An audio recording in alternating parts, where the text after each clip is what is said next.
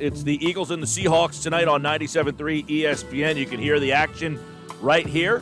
Mel Reese, Mike Quick have the call. The national call will be Kevin Harlan and Ron Jaworski. You guys know Jaws. He was the quarterback in Philly. He knows a little thing about what it takes to play quarterback in this town. He can also tell us uniquely what it's like to have a guy behind him that makes things a little interesting. I can remember growing up as a kid. Ron Jaworski was the quarterback.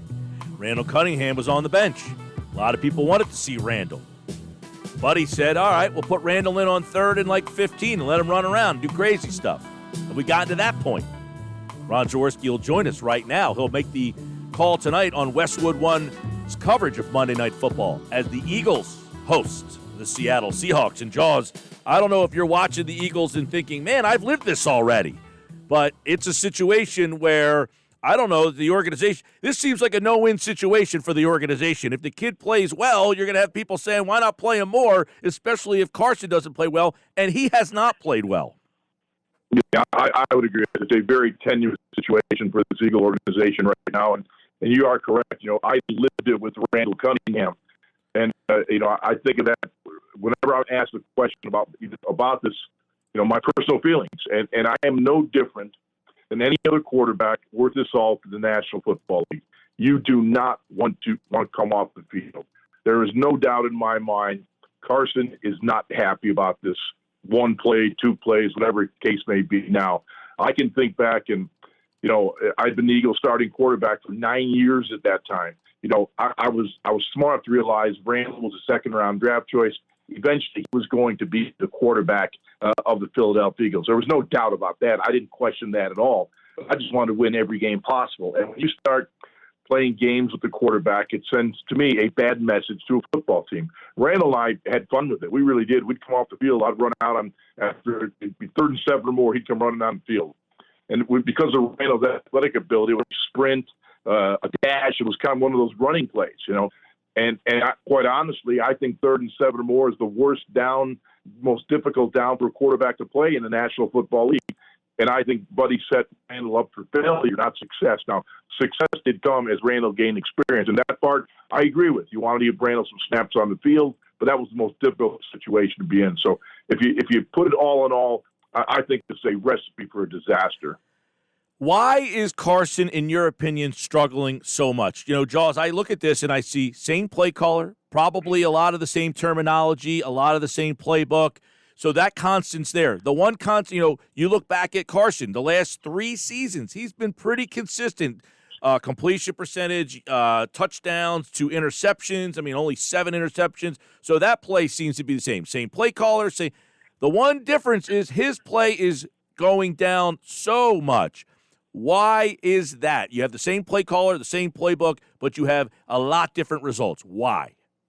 Mike, there is never one thing. You can never say this is what's wrong, because there are plenty of things that are wrong right now with this offense, with the football team, and Carson Wentz. And, I'll be doing the game tonight on Westwood One with Kevin Harlan. I'm sure we will get into this. How can a quarterback's performance drop so dramatically, from his play late last season to rallying the Eagles to a playoff team to where he is right now. And I'm a Carson fan. I think he's got tremendous ability. Also, recognize he is not playing well. He has played poorly in every game this season, guys. It's not like a mini slump. This is a year-long slump. I was pretty critical after that Washington game that some of the throws he made were really head-scratchers. The throw before the half, it's an out route. He throws it accurately to the inside, is picked off, and that gave the Washington football team a tremendous amount of energy going into the locker room at halftime. They won the game by 10 points. You can't make mistakes like that. You have to have all security. When you're in the pocket, these guys are all trying to create turnovers. They're trying to swipe the ball out of your hand. They're knock the ball out of your hand. He's got 4 fumbles, the most of the quarterback in the NFL, taking 40 sacks. 40 sacks. I have to think back to that. We just said Randall and I that year we tag team quarterback. We had close to 100 sacks that year, and that was a different animal.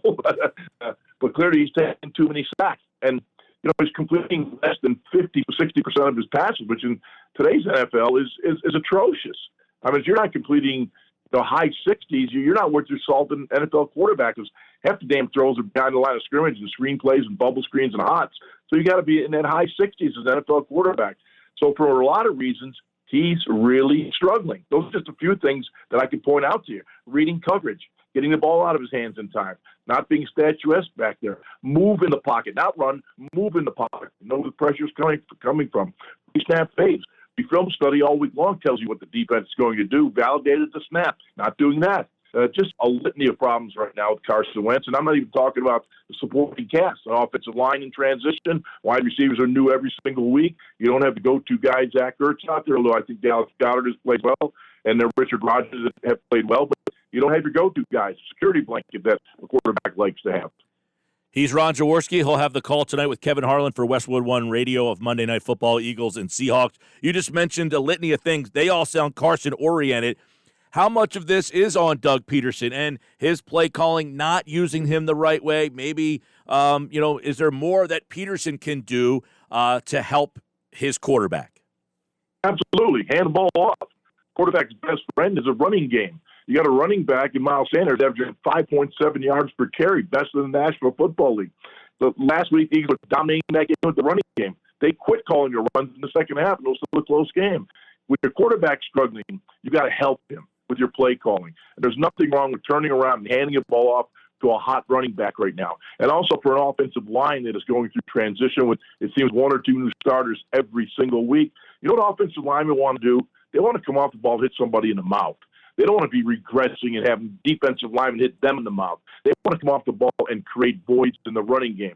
And Eagles can run the football. I have no idea why Doug abandons a run as quickly as he does. Yeah, I think a lot of people are wondering, but you mentioned, when I remember your era vividly, the offensive line seemingly was not very good your entire career. It just seemed like they kept trying and never could get it. Drafted guys, they didn't work out. Signed guys to free agent deals, that didn't work out. This line has been pretty good in the Carson Wentz era. I mean, he has essentially had a pretty good offensive line all 4 years. This is the first year he's dealing with it. How big is that people, Jaws, we love the skill position, the glamour positions, but no one wants to get their hands dirty and talk about the effect of the line. Is that the biggest reason, or is that just another part of it? It's another part of it. And I'll go back to my days as a player and use my years as an NFL analyst and my relationships with coaches. With my best years in Philadelphia, when we had Jerry Sizemore at left tackle, Will Montgomery in the backfield, and myself at quarterback. And you look at that profile that Dick Vermeil uses wherever he goes. When he went to St. Louis to won a Super Bowl, what do you have? Kurt Warner at quarterback, Orlando Pace at left tackle, and Marshall Faulk in the backfield.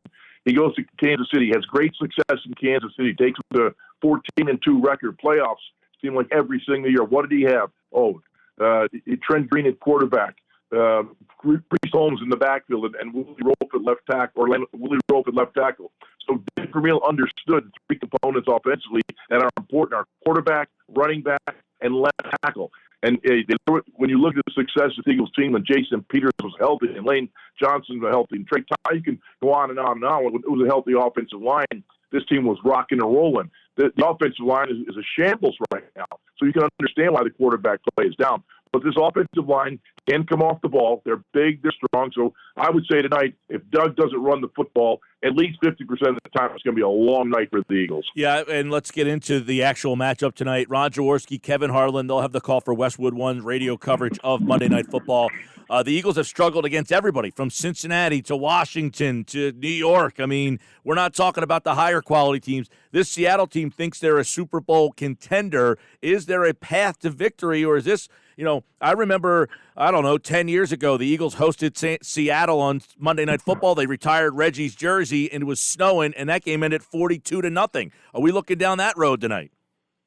No, I don't think so, but I think it's going to be a tough matchup for the Eagles. And, clearly when this season started, Russell Wilson was the MVP after 5 weeks. They were 5-0, and he would just light it up. He comes into this game with 30 touchdown passes already. Now, quite honestly, I'll say this, I don't think Russell Wilson right now is playing very well. The last 5 games with the Seahawks, they're 2-3. 2-3. He's been sacked 18 times, more than Carson Wentz over that period of time. So clearly the Seahawks have not been great over the last 5 weeks. They have cleaned up some of their defensive woes. You know, they get to start getting some of their players back. When you look at Jamal Adams, they traded for Carlos Dunlap. So they are correcting their woes. Now, here's another interesting stat, which I know you'll hear me mention tonight. Chris Carson is back. That's the running back for the Seattle Seahawks. First 5 games, they were 5-0. He played in those 5 games. He got hurt. Next 5 games, 2-3. They have lost their balance as well. When you rely clearly on Russell Wilson, yeah, you're going to win some games because he's a great player, but you're going to lose some games because you don't have balance on offense. So Chris Carson comes back tonight, so now you can have that balance back in the Seahawks offense. And, oh, by the way, can I mention DK Metcalf and Tyler Lockett? Those guys are going to create a lot of problems for this Eagles secondary. I feel like Eagle fans have heard this guy Metcalf's name a couple times, once or twice maybe. Ron Jaworski, I know. Yeah, they've heard Arcega Whiteside too, haven't they? Unbelievable. Yeah. Unbelievable. Yeah, all right. Jaws, I know There this organization means a lot to you. Obviously, you're very well recognized in this area, but you're also a truth teller. When you see Carson and what's going on here, is this marriage made, or is this something that's going to end in a divorce? They got a huge contract. They got a very tough decision coming up on what to do here. So is there a decision, or is this future going to be with these two together, whether they like it or not? Well, you know, everyone's chirping right now, and I always hate when there's noise, but we always know that, you know, there's some people that like to give out information, like to talk, and, you know, just feel that their information is different than someone else's. I don't like the direction this is going. You've got an owner, a front office that is clammed up right now. You got a head coach in Doug Peterson who looks like he's supporting Carson Wentz, but I don't really see it. To me, this is heading in a downturn. I don't know how it's going to end out, but I sure hope Carson plays well tonight and get some people off his back. We shall see. Although Jalen Hurts, we'll see how much he ends up playing. You can hear all the action right here on 97.3 ESPN as the Eagles host the Seattle Seahawks, obviously in need of a win. And you look at this whole situation here, the team as a whole, it's just not Carson and Doug. They have not played well. The injuries have been a major factor, but this has been a disappointment all over the map. Let me ask, other than the quarterback, when you watch this franchise, what has been disappointing that you thought would be better? Yeah, I thought the passing game would be better. I thought going into the season, the Eagles done a really good job of increasing their speed on the outside. With Jalen Reagor comes in, you see a guy that can flat out run. John Hightower can flat out run. I had thought they gave Carson some weapons to work with, but also you're counting on guys that weren't even on the roster at the start of the season. Travis Fulgham, Alshon Jeffrey now playing, but he doesn't look like the same guy. So clearly it's a receiving core that is struggling for consistency, and that esprit de corps that is so important between a quarterback and his wide receivers. So there are issues with this football team right now, and the injuries have mounted up. And you know, the other thing too, guys, if I'll take a minute of your time, Mike, this COVID has made this season absolutely very, very difficult on everyone. And I actually feel bad for guys like Bill O'Brien and Dan Quinn and Matt Patricia, who've been fired already, and some general managers have been fired already. These are good people. They're good coaches, and it's been literally impossible to deal with it in this COVID era. How would you like to have been, Vic Fangio yesterday when you had no quarterbacks on your roster? And how would you like to be John Harbaugh on Baltimore, knowing 20 of your players are not going to suit up tomorrow night if that game is still on? So it has been really, really difficult for the players, the coaches, and the front office, as well as the NFL. They're trying their best, but I hate to see guys lose their job and be criticized for what they've had to deal with this season. And by the way, the broadcasters, I know they're calling you, Anthony Beck. Hey, are you in Tampa area? Can you do a Monday Night Football game tonight? It's been challenging for everybody. It is really weird, by the way. I've called a number of games this season in empty stadiums, and it's not NFL football. You watch on TV, you hear that play didn't sound, but when you hear the game, man, it is really just a weird feeling. He's Ron Jaworski, and, of course, happy Thanksgiving. Hope you had a great one, and, of course, the holiday season is here. It's always good to catch up, Jaws, and we will be tuned in. Of course, the Eagles need this one against Seattle. He's Ron Jaworski, and he, like all guests, appeared via the Boardwalk Honda hotline. Jaws, take care, pal. You bet. My pleasure, Mike. Great to be with you.